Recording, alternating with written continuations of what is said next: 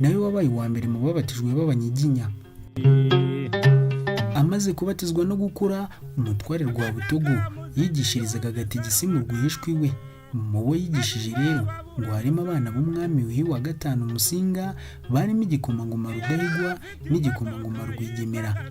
Rwabutogo ari mu bagize uruhare rukomeye cyane mu buzima bw'umwami Mutara wa gatatu Rudahigwa, cyane cyane igihe Rudahigwa na nyina Kankazi babaga ku Rwesero babayeho mu buzima butari bwiza.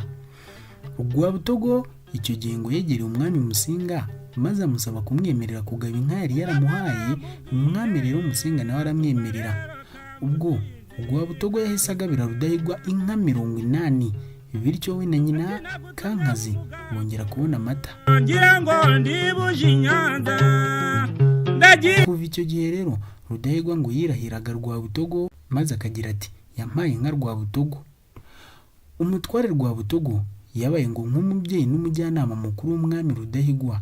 Nyuma y'aho Ababiligi rero bafatiye icyemezo cyo gukura umwami Musinga ku ngoma bakamusimbuza umwana we, bivugwa yuko Kayondo, Rwabutogo na Rwabusisi aribo batware batatu bakuru bagishijwe inama, maze bose uko ari batatu ngo bahitamo Rudahigwa washakwaga cyane n'abapadiri, mu gihe Rwigemera we yashakwaga n'abakoloni bari barakoranye nawe kuva kera ari umunyamabanga wabo.